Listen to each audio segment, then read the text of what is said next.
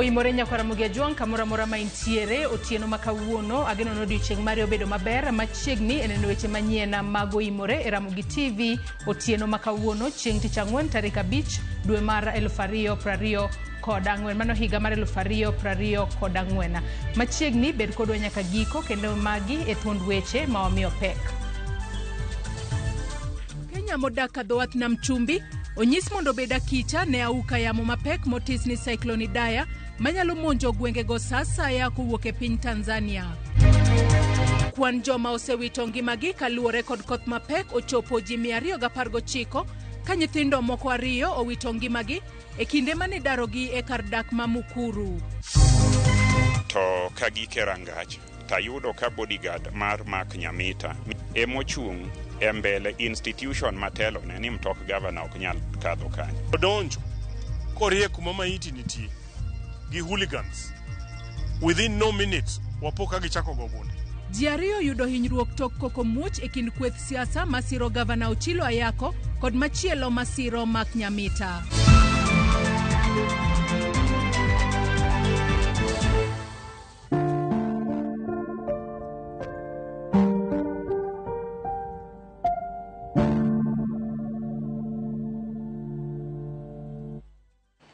Nyakwara Mugiajuang bed kodwa nyaka igiko mar weche manyien mag Oimore otieno makawuono. Nyinga Joyce Odur, jaloko marwa en Wilson Ochuka. Kawachako wamenyo weche mag midhiero mar oula kama jatend migao mar arita Kithure Kindiki ogolo milome ne jopiny modak ka dhowath nam chumbi mondo obed motang' ahinya to e kinde ma auka mapek mafuto kowuok e nam ataro nyalo chopo e pachoka.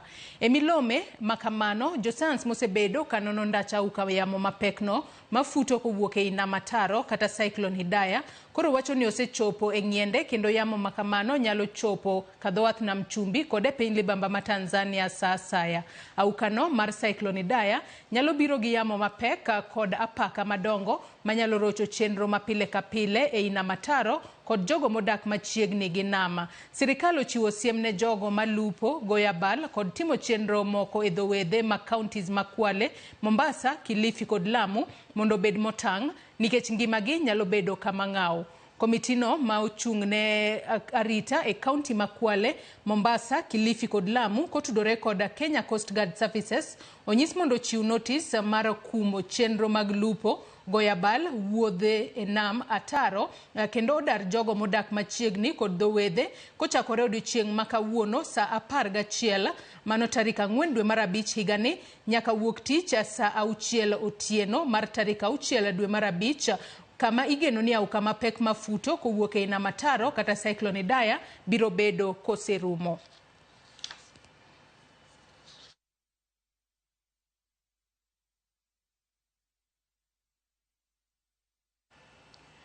Kwan joma osewito ngimagi kaluwore kod koth mapek ochopo ji 219 ka migao mochung' ne arita e pachoka medo kwayo jopiny obeda kicha e kinde ma jokor chal kor lwasi podi wacho ni koth mapek biro medo chue e pachoka ahinya to e giko jumani e counties mathoth. Sirikal bende ochungo chenro mag wuoth e gwenge ma Athi River, Ruiru kod Oldonyo Sabuk kama pi oula oseketho thoth puothe kod udi mag ji.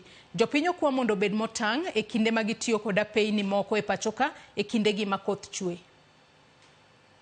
Kalure kod oboke ma migao mar arita oro ne ute fwambo kawuono koth mapek pod biro medo chue e pachoka ka counties 33 mayudore gwenge mag Central, Hoho mar Oka, Kimbo mar Kenya, alwora mar Nam Lolwe, gwenge mag Eastern kod Nairobi koth mapek biro medo chue kod mil polo e giko jumani. Seche 24 mokalo counties ma Nairobi, Machakos, Baringo, Nyeri, Nakuru, Kiambu, Homa Bay kod mamoko pio ulo kelo ne jodak midhiero maka kod kacha. E counties ma West Pokot, Embu, Machakos, Makueni kod Nakuru obedo kod senyruok mar lowo. Kaluwore kod oboke no piny owacho bende oyango ni gisechako nono apeyni ma ulo ywero kendo chenro iketo mar losogi mondo wuodhe odog kare. Kata kamano giko jumani nikech koth mapek manyalo chue jopiny kod jowuoth onyis mondo bed motang' ka gitiyo kod apeyni e pachoka. E gwenge ma Nyanza imbo mar Kenya ho mar Okako Distan. Jopiny onyis mondo kik luw apaya maduong' ma Kapenguri Alokichar Lodwa kochomo Nakuru nikech pio ula mopong'o apaya no, kaachiel kod apaya ma Eldoret e chiro ma Timboroa kod apaya ma Olete Pesi Magadi. Kae gwenge ma kadho wadh Nam Chumbi kod Nyanduat ma ugwe mar Kenya, apaya ma Abasweni, Abakore, Dadaab ok lure ka siem bedo chiwe witiyo kod olalo ma Tana River e gwenge ma Mororo kod apaya ma Garissa Madogo. E safar mar kowuok e paw ndeke ma Wilson nyaka e gwenge ma Athi River, chenro mag wuoth e wang' apaya ma kono chungi tok pio ula muko lalo. Pio ula kwako gwenge duto kendo ng'ato nyalo paro ni aora Athi, puothe kod udi duto yuer kod pio ula. Kata obedo ni chenro mag wuoth e wang' apaya mawuok Nairobi kochomo Namanga to pod dhi nyime, aora Athi opong' kendo molo kochomo lalo no mane opong' kendo miyo jochung' kata miyo chung chenro mag wuoth. Chenro mag wuoth bende ne wayudo kochungi e wang' apaya ma Nairobi kochomo Mombasa. Kuom seche moko tok pio ula mane opong'o ndara e gwenge ma Cabanas kelo ng'ur kata dhuthni mag nyamburko. E gwenge mar Ruiru bende chenro mag wuoth ochungi nikech pio ula, kata kamano jowuoth moko to ne oketo ngimagi kama ng'aw ka gitemo kalo lalo no. Pio ula pod medo kelo midhiero ne ji mopogore opogore ka nyaka sani joma osewito ngimagi gin ji 210, joma osenyore gin ji 126, joma osenyore gin ji 164, joma pok oyude gin ji 72, ute ma pio yuero gin 41,000 gi wiye, ka joma oyudo midhiero ohewo ji 200,000.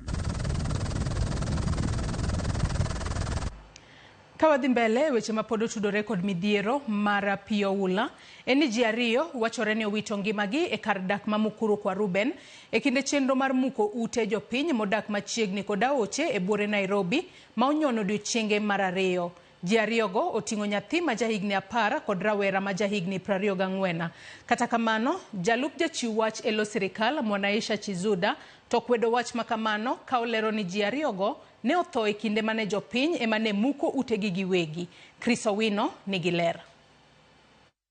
Ji ariyo wachore ne owito ngimagi e kar dak ma Mukuru kwa Ruben e kinde chenro mar muko ute ji modak machiegni kod aoche e buore Nairobi. Tumepata shida kubwa, tumerara nje tukiakisha moto mpaka saa hii hata hatujakula. Kufika saa 7 tujitayarishe kupika.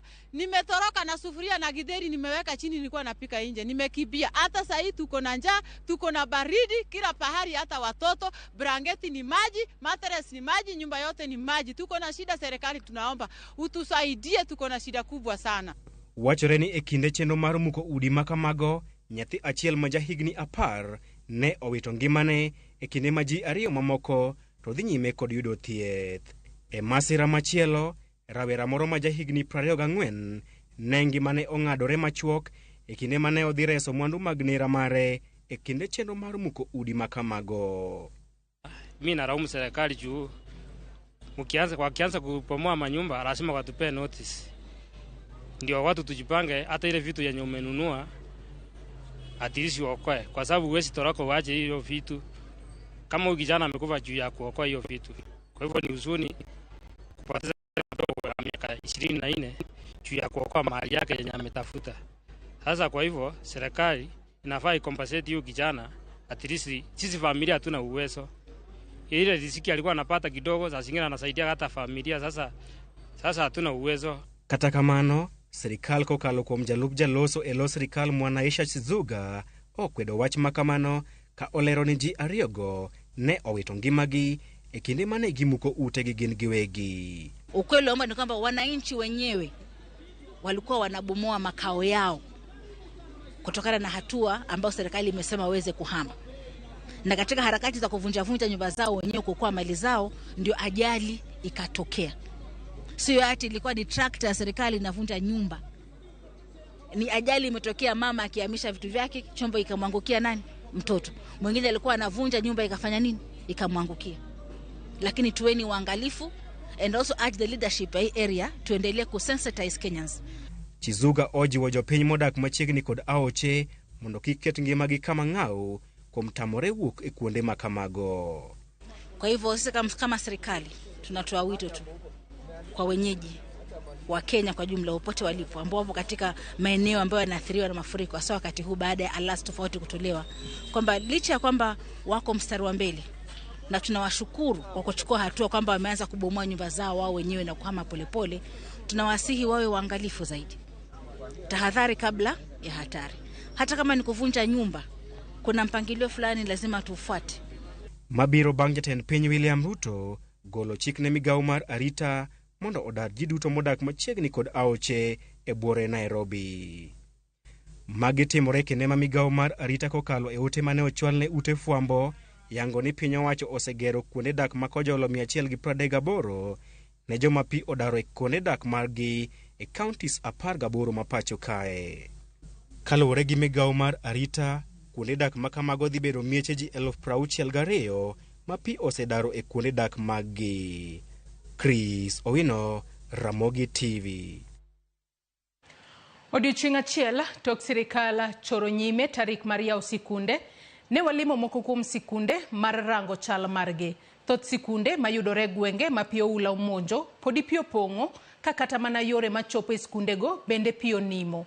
To kaka ripota marwa George Juma lero, sirikal podi dhi bedo kod ting' mapek mar loso skundegi kapok somo ochakore kendo.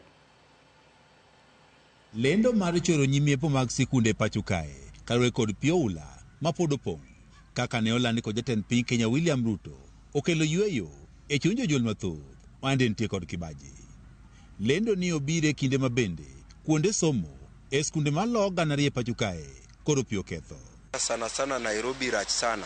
Okinyal golo nyathi gokinyi ni dhi skul, tikia kata dhi chopo kata pi dhi kode. Nyithindo sani ok nyal duogo somo nikech ko nyithindo moko nyalo somo to nyithindo moko ok som, mano onge kaka dhi bedo maber. Nyithindo bedo abeda kamoro achiel, ma ko nyithindo biro yepo to yepe e paro achiel. Nyithindo mathindo ma jo PP1, jo PP2 ok bi yudo thuolo mar dhi skul. Mar ariyo, kochuno ne nyaka yawe, nitie nyaka koro ti kata gi gik machalo bots, yiedhi moko, kanus moko, mondo mi nyithindo manyalo dhi e skul to dhi skul. Ma en skund primar no mar Nakuru West e kaunti ma Nakuru. Sikunno mabende midhiero mokel kod koth mapek kaachiel kod pi oula nenore. Watoto angekuwa hata mimi hata sijui yani hata hatungeongelea kwa sahi.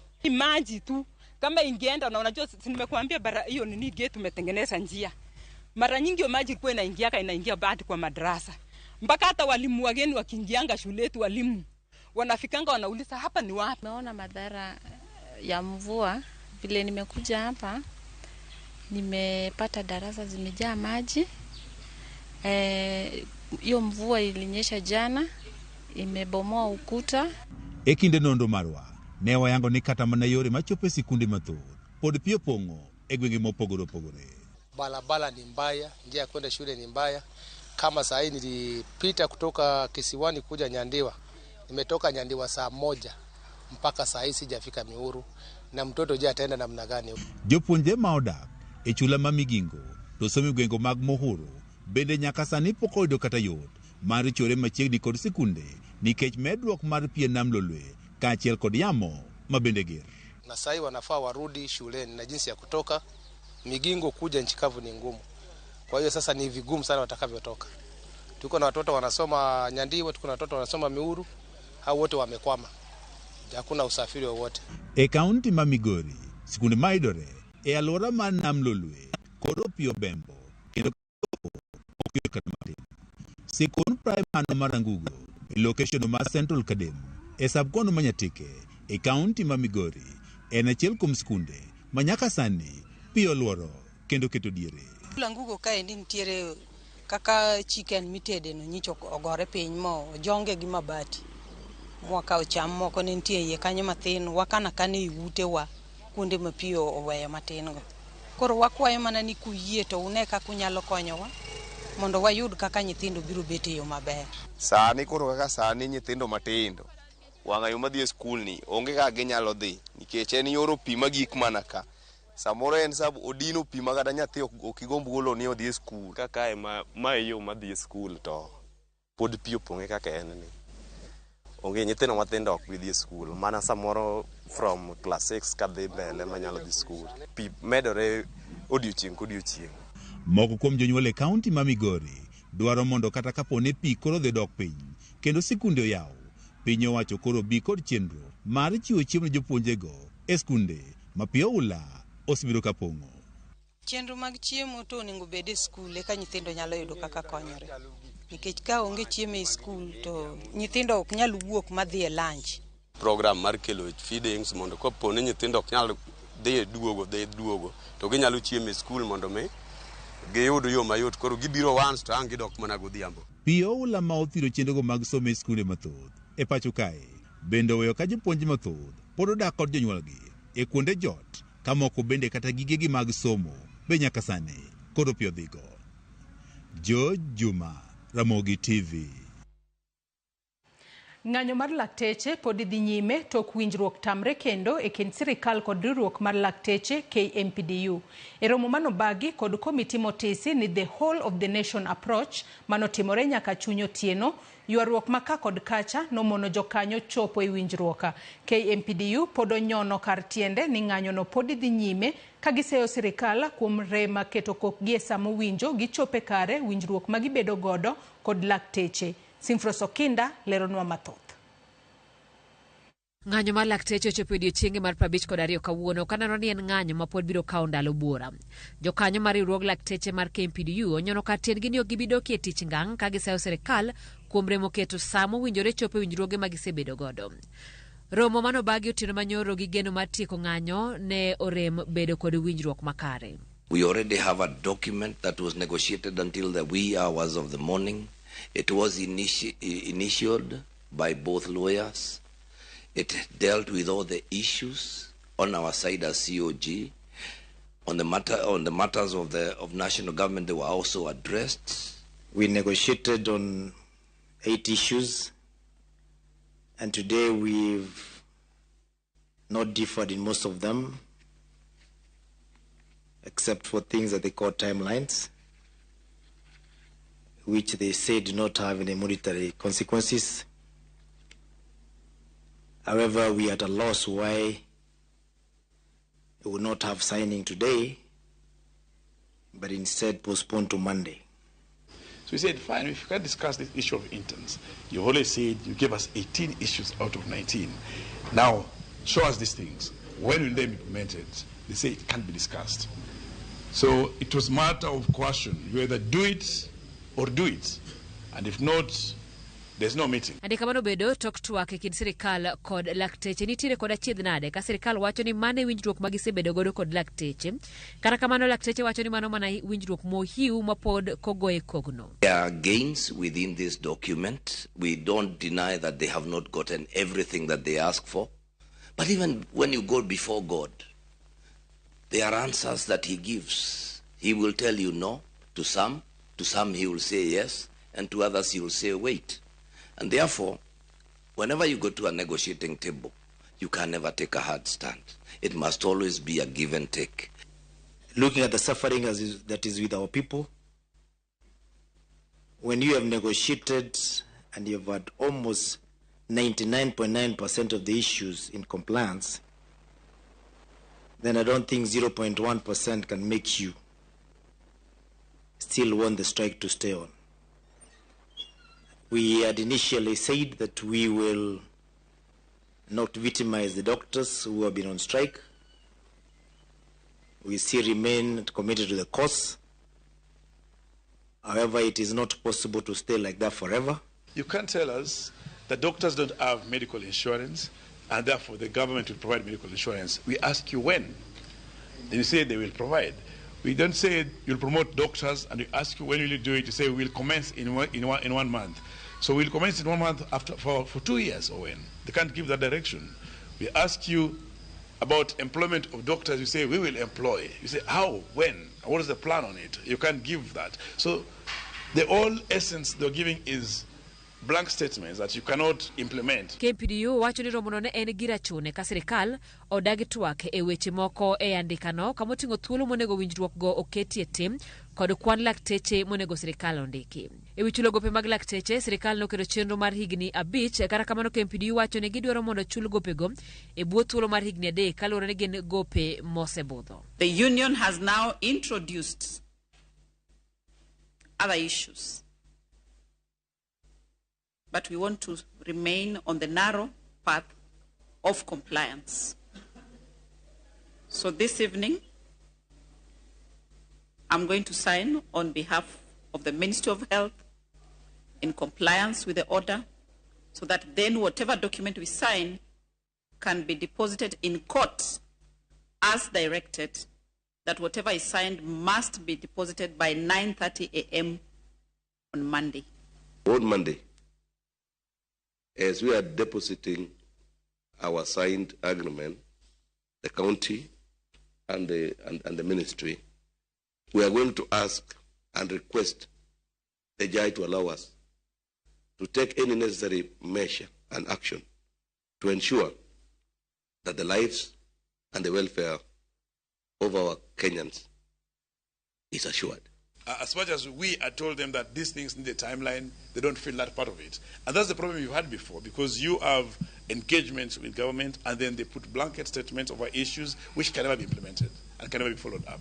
For example, we talked about payment of basic salary arrears by the counties. The counties say they will pay upon receiving these funds from a national government. This can take 5 years. This can take 10 years. This can take 20 years. Because it has taken 7 years for them not acting on it totally. Kata obedo ni winjruok makare ne okobedo, komiti motisi ni the whole of the nation approach mochung'e lo sirikal mamalo kod sirikane mag gwenge nogoyo kogi oboke no magiwacho ni gibiro tere doho chieng' wuok tich kaka ne doho ochikogi. Korka korgi, KMPDU bende wacho ni gin bende gibiro goyo kogi oboke machielo moting'o dwachgi kendo tero e doho chieng' wuok tich onogo kaka dwachgi magidwaro mondo tim kapok gidok e tich. Simfros Okinda, Ramogi TV. Duol mar JSC ochwalo nyinge ji 20 ne lemo mar jong'ad bura e apisi mar jang'ad bura mar doho mamalo. Nyingego ochwal ne jatend piny William Ruto ne ma onego ogwel gi ayanga ne chako ticha. E gwelo makamano, jakom mar JSC mabende en ogai mar doho Martha Koome wacho ni yiero ji 20 go nokawo gi seche mathoth ka girango dwaro mar pend chike mapachoka kamoting'o neno ni girango kit chwech kanisa e kind gik mamoko. Joma ogwelgo oting'o Moses Ado Otieno, Alice Chepngetich, Benjamin Musyoka, John Lolwatan, Francis Andai, Andrew Bahati, Uluis Kipkosgei, Wendy Micheni, Emily Ominde, Helen Namisi, Alexander Muteti, Julius Nangea, Benjamin Joroge, koda Caroline Kendagora.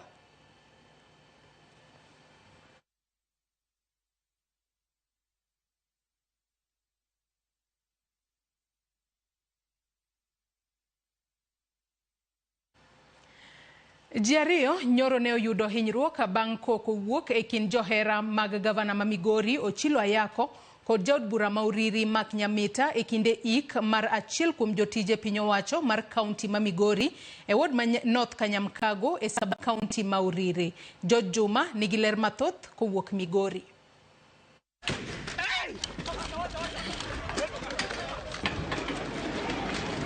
Rombego ma oting'o mago mag liete e kaunti ma Migori osebedo kuonde mag rakruok e kind josiasa e kaunti ni ma bende nyiso teko margi. Kokogi ok osekelo mana rochruok machal kod mago, to bende osekelo kata hinyruok mag mokumo oganda. E kinde hik mar achiel kuom jotijego mag piny owacho mar kaunti ma Migori chieng' manyoro e sab-kaunti ma Uriri, koko ne owuok kendo kelo hinyruok. Koko ne obiro bang' ka joherago mag jabun ma Uriri Mark Nyamita kaachiel kod gavana ma Migori Ochilo Ayako ne orakore. Josiasa ariyo gi sani koro oseyore ka otenore kod kokoni mane wuok Uriri. Bedo to donjo korie kuma maiti nitie gi hooligans within no minutes wapo ka gichako go bunde kapok gichopo kare tent kama wantiere. Chopo kanyo to ka gike rangach tayudo ka bodyguard mar Mark Nyamita emochung' e mbele institution matelo ne ni mtok gavana ok nyal kadho kanyo. Ayudo koting'o vinyangarika moko moketo gi ludhe ni nyalo sembo mtok gavana. Kane wasekalo wadonjo kanyo to luwo bang'wa mo omuocho magina malo. Aeto polise mabene gisewuoyogo ochako go jopiny nyake jolemo gi tiagas. E seche ma jobunu ma Uriri Mark Nyamita wacho ni gavana ma Migori Ochilo Ayako ema tiyo kod tekone e bwoge, gavana ma Migori bende wacho ni jobunu ma Uriri tiyo kod obila mondo nyis teko mare. Wachen achiel, wakwayo security organs duto wadaneno ka action okaw nikech we have live videos, wantiere gi evidence jok mano kelo koko. Awinjo ni police ma Migori County gi jal ma gitudore ma en Mark Nyamita, nikech ne wang'eyo kaka gitudore diere maandamano gi jotend arita kwe maka, ni koro temo wacho ni ane mane adhi Kelanjao kanyo. Ase ahinya kaka ogul mama ma Migori osebedo ka tiyo tich margi mopogore gi rito kwe. Ochilo wacho ni osebedo ka odhi e rombego moting'o mago mag liete kod kwe.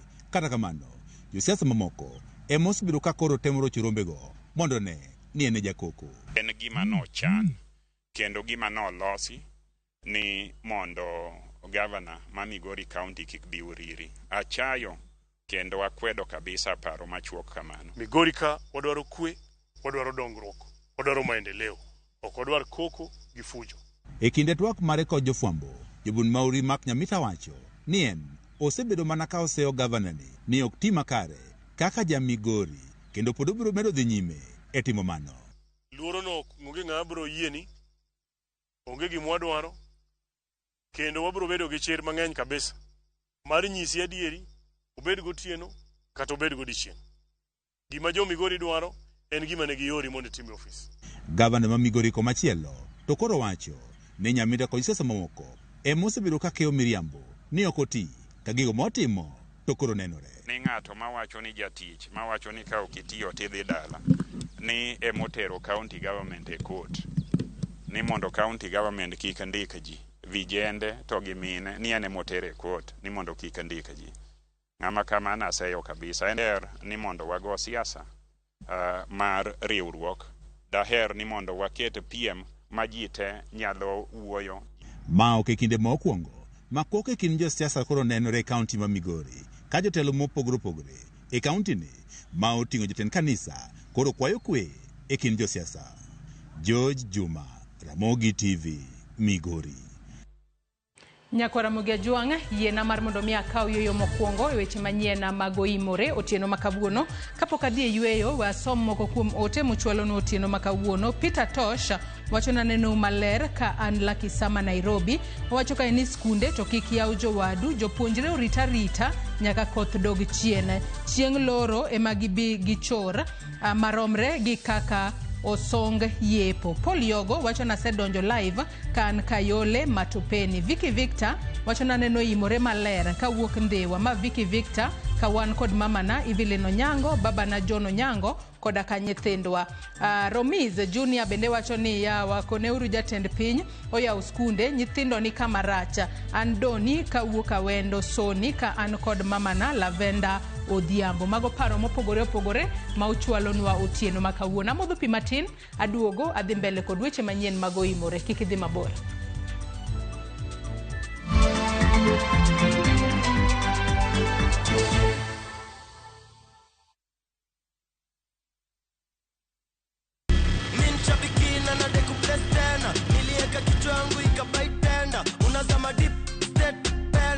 Nikaingia kwa mkahawa, mimi kichwa yangu akili zangu zote ilikuwa kwa nyama choma. So si kuona bado ina run. Vile nilienda tu kukaa chini na nikaona, nikarudi kwa simu, nikapata bado ina run. Nilistuka sana na nikakaa shout immediately. Vile niliona hivyo, hata nyama nilikuwa nimependa, nilijaribu kutafuna, iko ngumu sana. Si kukula tena hiyo nyama.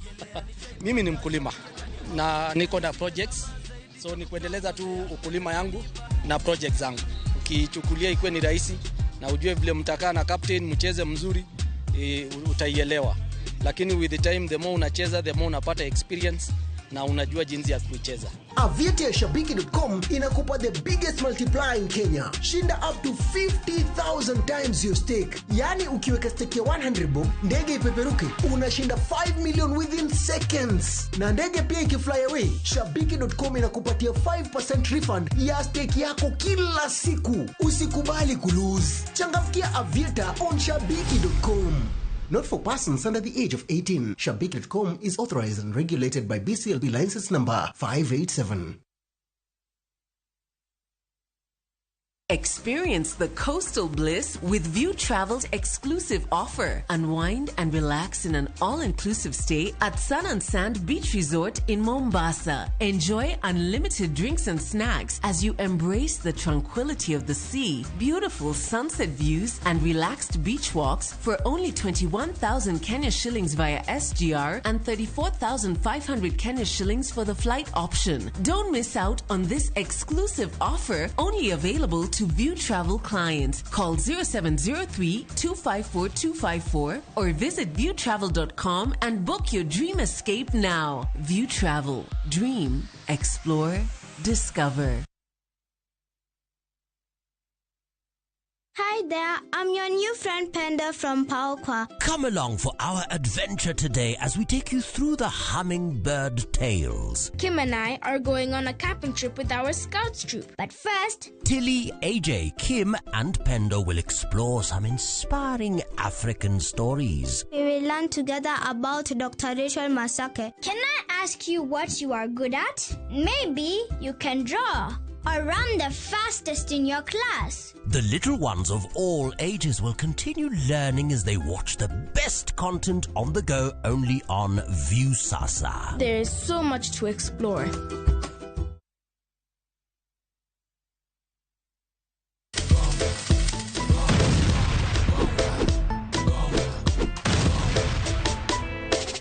Gonga ushinde chapa in seconds. Ni simple. Ingia gongagonga.com, register, deposit, wekelea stake yako na ugonge mamili. Game sasa iko in your hands. Cheza na pesi yako. Cash out winnings at your own time. Gonga ushinde sasa. Hairuhusiwi kwa walio chini ya miaka 18. Imesajiliwa na BCLB number 359. Gonga.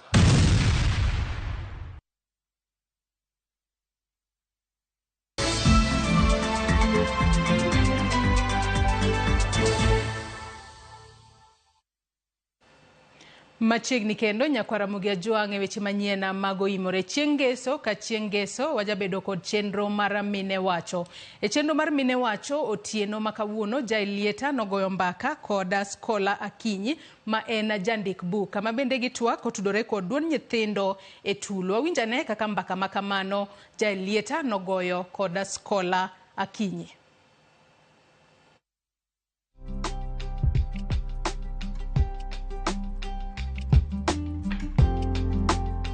Siganda nyithindo e tulo en mano mabende oseling pokogo. Kata kamano gikone to koro igoye.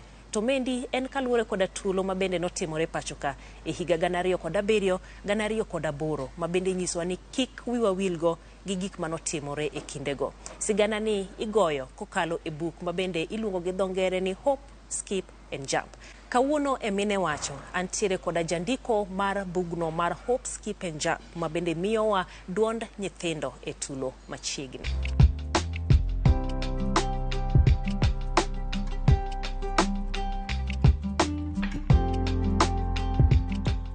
Erokamano ahinya Skola kuom tudri kodwa kawuono. Motelo kapok wachako inyalo mana nyisowa matut ni to Skola Akinyi en ng'awa. Skola Akinyi en nyar Luo nyaka Mreri. Kamreri ntiere Mbita. Lakini wan jodak Migori County kuom sani. Nonyuola madongo Naivasha e flower farm e maua. Jonyuolna ni tiyo e maua to asomo kono ma nyaka higa mar 2008 mane koro tulo mar elections omuoch. Kasto koro nwawuok kono to wadok dala.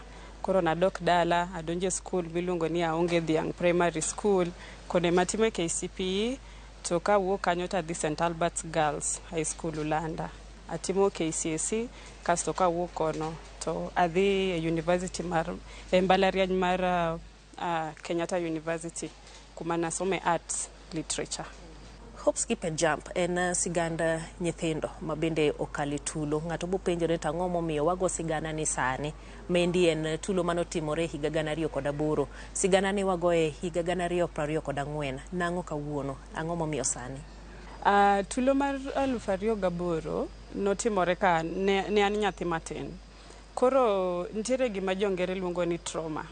Maka ka ng'ato okale gik moko ma ok beyo ahinya to odongo go obedo go. Koro anyalo wacho ni gimomiyo wawuoyo kuom mae niya, en sigand pinywa, en sigand Kenya, moko ningo wiwa wil.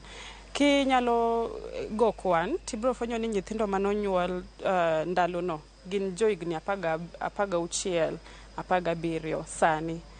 Bang' higni 2 jogo madhi bedo kaluto ombulu. To samoro gikia gima notimore kapok onyuolgi kata ndalo mane pod gitindo. Koro yudo ni koluong ji odhi e ndara mondo go koko owang' ji oneg jok moko, to gin gikia history mar pinywani. Gikia kaka gino no affect ji ndalo machon cha.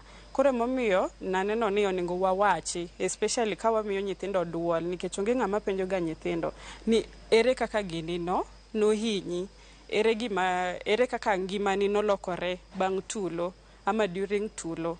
Koro momiyo aneno ni ber ka wawacho, ka waparo mondo kik wadog chien watim gimane watimo ndalo cha, nikech iyudo ni gine manotero wa nyaka e ICC. Wachni manotero wa nyaka e ICC ma Kenya nong'ere mwabedo gi jotelo madongo manotere e ICC neno. Koro okoningo wadog e weche go, to gini okoningo wiwo wil ni gini nosetimore wan wasehil koro wadhi adhiya mbele. Iyudo ni ka wachako wadhi e ombulu kendo to ji chako lueny kendo. Koro wanuoyo makosa ma wasebedo ka watimo. Nyithindo migo kata mimiyo sigan gi e bugni gin nyithindo mokale e gik mopogore mane kinde no mane tulo timre. Inyalo mana nyiso wa matin to gin weche mage mabende ne gikale. Ineno ka ndalo ka wawuoyo ga kuom weche siasa, to siasa en gir jomadongo, en weche jomadongo mang'eyo ni wane ma wang'eyo joma wadhi gone gi ombulu wane mang'igi. Koro nyithindo gin mana kanyo. Koro ka wang'iyo history ndalo mane tulo mar 2008 notimore, ombulu nolut tarik 27 Disemba. Christmas ne en tarik 25. Koro ne gin mana ndalo 2 to Christmas. Ting'eni Christmas ne en mane mor nyithindo kata sani. Kochopo sa Christmas ka nyithindo dwa ni ong'iew ne gi lewni sa ginene sa luto ombulu ochopo, to joma dongo wigi wil gi nyithindo. Koro pachgi lokore. Koro nyithindo gin mana kanyo gikia gima timore, to ka gipocha mano koro ndalono to tulo muoch, jonyuol ok duogo dala. Jirende mane ging'eyo mane gitugogo koro ok wuo kodgi. Koro yudo ni gigi affect nyithindo kata seche ma udi owang', kaka e story ni yudo ni nitie nyathi ma odgi owang'. En nyathi manong'iyo gi dhi e skul maber, ong'iyo gi yudo chiemo pile, koro gimoro amora owang', koro gidok dala. Koro gichako from the ground. Ing'eni nyathi e pache en ong'e ni baba onego bed ni provide, baba onego bed ni kelo chiemo, baba onego tere e skul maber.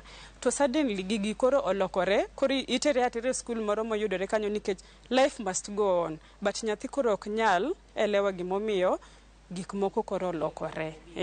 Koro odaka gi chuki. Aparo kata ndalo mane koro adwa dhi e high school, naluor ahinya. Aparo kana nyiso baba ni an kikitera mabor, tera machiegni kae, nikech koro luoro mane aneno 2008 cha no donjo na. Koro nacho ni anyalo dok kono kasto gimoro chako timore, koro tera mana machiegni kae. Koro yudo ka tribalism donjo e nyithindo ka pod gitindo. Nitie nyathi achiel ma en odhi town, odhi ng'iewo ne mama gi yath. To kochopo town kono to yudo ka ji gore, tulo muoch e town nikech en nyathi moora ni odhi ong'iewo yath. Koro ka tulo muoch to joma nitiere tulo go okawe, koro gine ma gitiyo kode ginyise ni omok mach, owang' udi, owang' ang'o. Tiyudo ka nyathino nitiere ot moro modhi owang'o, to ne nitiere nyathi moro matin ei ot manowang'ono. Koro kose tiayo mach, koko winjo nyathi matin kayua, koro ing'eni seche moringo nikech polisi obiro, to seche moringo no to pache koro dong' kaparo ni amoko mach e od cha, to ne nitiere nyathi moro matin. Sigana manotimore bugni gin gik mar adier. Ineno bugni kwa place e genre tiluonge ni autofiction. Mantiene ni en gik ma adier manotimore to koro wamiyo gi fictional characters. Lakini waloko nying gi. Koro gik manotimore. Koro ineno ka tulo muochga. To kwa neno habari, kiland habari. Tiwacho ni ji adek otho kumoro, ji adek otimore nade, udi owang'. To waneno nena gigo e TV to ok wapar ni samoro gigo timore ne ji adier kumoro ni ot mowang'no en od ng'ato. Ng'ama othono en janyuol ng'ato kata en nyathi ng'ato. Ok wapar kamano. Koro mane afwenyo bang' kasendiko bugni to ji penja ni gigi kare notimore adier. Wan ing'eni nwanena gigi to wapara ni mago news. Koro nochuna ni adok Naivasha. Amanyo ji, amanyo nyaka jopuonj manopuonja, amanyo nyaka nyithindo manwasomogo nikech koro social media bo oketo wach mayo ng'ato nyalo ng'ito ni aparo ni ang'eyi nwasomo kodi. Naivasha ng'ani notimore ne kama ng'ano notimore ne kama gin gik man maparo ni notimore gin gik mananeno, gik mane classmates na oneno. Mane kane gin nyithindo. Koro sani bang'e ema penjogi ni notimore nade to ginyisa kasto koro akete buk. Goyo sigana ni mana kaka ipimi nikech ok en sigana mayot, ok oyot somo. Ang'eyo ni ndike bende nok gen gima yot. Joma ne iloso godo ere kaka ne gikawo ni dhi pimo sigana machalo kodama? Andok yot kana dhi wuoyo kodgi. In fact bugni nigi story mar ji adek kasto nitiere helping characters matindo tindo. To initially noninga bed gi nyiri ariyo gi jowuoyi ariyo to buk nitiere nyako achiel gi jowuoyi ariyo. Koro kane nyako machielo mana wuoyo go kana nyise ni stochi ni adhi kete buk kech nwadongo pamoja. Koro adhi kete buk to ni anok adwar ni jopiny ong'e gima notimore na ok adwar koro gol. Koro nochuna mondo aduoge buk mondo ane kaka gole nikech iyudo ka nyithindo adek manie e bugni nitiere kaka ngimagi omakore. Ineno koro nochuna ni mondo aduoge buk mondo ane kaka anyalo gole. Nitiere gima wawacho ga e literature ni some stories are not yours to tell. Ineno emi ifwenyo ni kata i bugni e jonyuol nyathi miluongo ni Vena wagologi wamiyo mana jopiny experience mar nyathi miluongo ni Vena no nikech ok wadwa chuno story mar nyathi jonyuolne mondo bi kaw gi consent. Ineno then mano biro nyisi ni nitiere gik mang'eny manotimore ne ji Naivasha kata kuonde moko mane tulo muoche ma dhano pok owinjo nikech mama na nyithindo adek to bugni ka ji osomo to ji winjo malit ahinya. Koro pare jok mamoko go ma stochgi ok owachi. Jok moko penja ga niya to wuoyi ni ang'o manotimore ne bang'e iwe waweya kamano, nyathini ang'o manotimore ne bang'e iwe waweya kamano. Gima notimore cha pod nie pach ji. Koro gimoningo watim mokwongo ni kik wanuo gima no wasetimo cha. Kik wadoge makosa machon. To kok wadoke makosa machon then nyithindo are safe. Nyithindo onge gima buok moro mabro bedo kanyo. To mabe bro bedo kaka jiwo josiasa. Nikech iyudo ka josiasa emanyiso ga ji ni wadhi uru gini otimnwa kama wadhi uru. Koro aluongo supporters na wadhi uru wawuoguru oko. To seche ma gitimo kamano gin e utegi. Ginok gibi e ndara. Ineno. Koro koro en kaka luong kuom josiasa. Ni wabeduru joma ber. We got past it. Ineno. Lakini nitiere scars. Kiinyori to kata ka alama moro dong. Koro ibedo ga kiparo. Koro gino dhi gi pachi seche moko. Koro ok oningo wabed ni nitiere alama moko malit maka wang'iyo to wacho ni gini notimore na malit. Samoro dok otimore kama, dotimore kama. Samoro baba ne wacho ni samoro dok alalo mwandu na to de nyithindo yudo ngima machal kama. Ama samoro en sigana mabende isegoyo, en sigana misendiko, en sigana mabende nitiere jomoko maonge bugni mabende nokale gik machalo koda mendie. To koro penjo ma ng'ato nitiere godo to koro watim nang'o? Wawe kamano ni en sigana manotimore ang'o mwinjo bed ni watimo? An gima nyalo nyisogi en ni nyaka isodi nyaka nikech ng'eni bang' tulo no ngima bro dhi mana mbele kaka jok manene no mana gigi e TV ng'eni gin gima gino dhi mana mbele. Koro in kibedo kanyo tiwacho ni yawa gini notimore na koro sani aonge mwandu mana loso teno lal ama skul mana dhie koro kanyal dhie, koro iluongo ni self pity. Koro ibedo kanyo onge ng'ama biro konyi ni koro amalo we waduoki kuma ne nitiere nikech gima osetimore. Koro nyaka ichung malo mi jump ma koro tuono e book kaeni motuon nyithindo gi nyaka koro gi figure out a way of jumping in as much as en gima tek nikech onge ng'ama tugo no ka nyithindo tugo to gi hope gi skip kasto gi jump onge barrier moro, but the fact that tulo no kelo barrier no nyaka koro pachi yaore mi wache ni gini nosetimore na lakini I must forge ahead. Bugni no nandiko nagole dwe mokalo. Koro to ji mang'eny osesome. Koro josenyisa niya wadwa ng'eyo gima notimore bang'e. Wadwa ng'eyo gima notimore bang'e nikech it's very important. Alafu ng'eni nitiere suspense moro mathoth kae ma ji wacho ni nyiswa gima notimore. Koro poka make up my mind about writing a sequel of the book. Koro ne ng'ama dwaro yudo bugi mondo bende osoma sigana machalo koda maendi onyalo yudo buk kanye to en pesa di?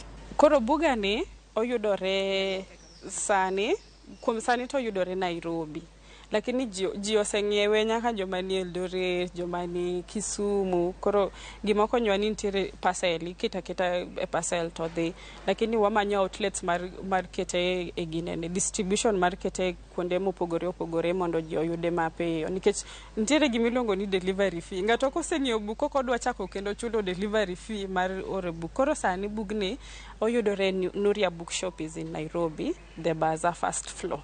Bugni nitiere hardback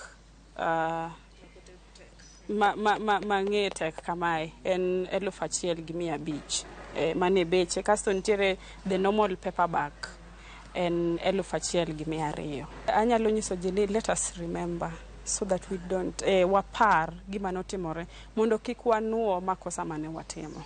En sigana moko winjo wiwa wil godo duonde nyithindo e tulo mago mana nyithindo moko ma bende wasewinjo sigangi to gi ng'eny kendo gi dhuro mak mana kik wamed sigana makamagi kuom nyithindwa. Ting' mari koda mara mar neno ni nyithindo e kinde mabiro e weche mag siasa duto te otimre e yono makare. Nyaka odiechieng' machielo e chenro ni mar Mine Wacho, nyinga Jailieta.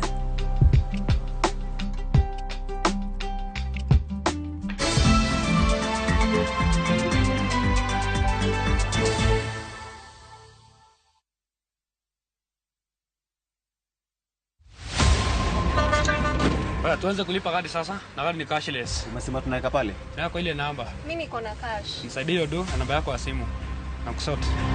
Kain jawuoth mar matatu e safar machiegni kata mabor. Non kendo yang ni chulo fare mari kokalo e yor mbui. Non ane ka yudo receipt mari e simbi. Kama sira ujuki kendo idwaro ni ochuli gi kambi mar okumba. Receipt mari kata digital receipt eneno mari ma ibiro golo. Ka in wuon matatu dwarore kokalo kuom okumba mari mondo ibed gi yore mag chudo kokalo e lony manyasani. Mondo matatu mari oyud okumba. Mambo ni digital. Tudri gi jal ma uso okumba mondo ing'e mathoth.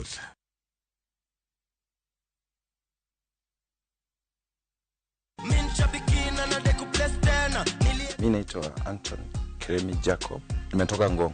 Mimi ni driver wa Mati. Niko na dondana niharakisha, ananiambia gari imetupita. Nikamwambia kuna simu iko hapa ya muhimu. Ananiambia muhimu gani, sasa turuko na gari. Nikamwambia nikaweka gari kando. Nilifurahia by the way machozi. Na nikamwambia usiweke mtu mwingine hapa mbele asione. So mtu alikuwa anakuja anamwambia hapa mbele tunaweka manager. Nilikuwa nataka kufungua ka business, kuna wife wako home, hata yeye atoke kwa nyumba sasa tupatanange jioni. So Shabiki imenisort. Shabiki Super Jackpot ni time yako. Mina dai wote twenda hivi tubet. Not for persons under the age of 18. Shabiki.com is authorized and regulated by BCLB license number 587.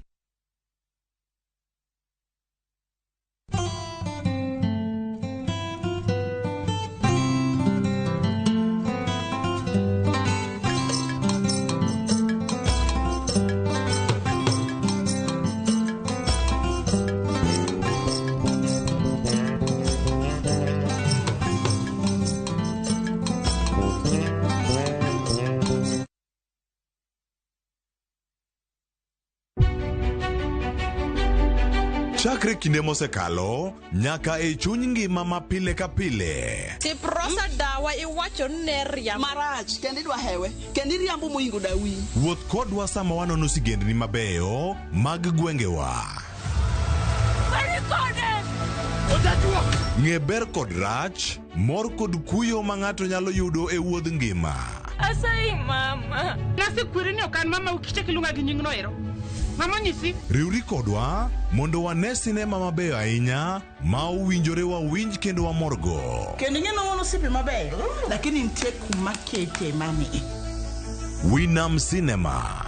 Jumapil saa 2:15 otieno kod saa 4 otieno. Kik bai.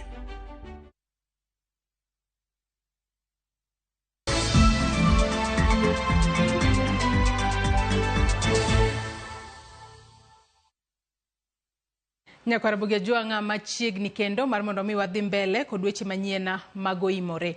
Nyasi ma higa ka higa mag chiwo mich ne jofwambo Annual Journalism Excellence Awards ma en mar puoyo tich maber ma jofwambo timo e pachoka nobagi e boma ma Nairobi otieno manyoro kama od fwambo marwa mar Royal Media Services ne nitiere kind ute fwambo mane jofwambo magi orienya. Reporter marwa Mark Ramogi TV ma kaunti ma Kisumu Millicent Adhiambo kod jago picha Jeffrey Obonyo oyudo mich e kidieny mar timo sigana maber e weche mag rito alwora kod lokruok chal mar kor lwasi kata environment and climate change.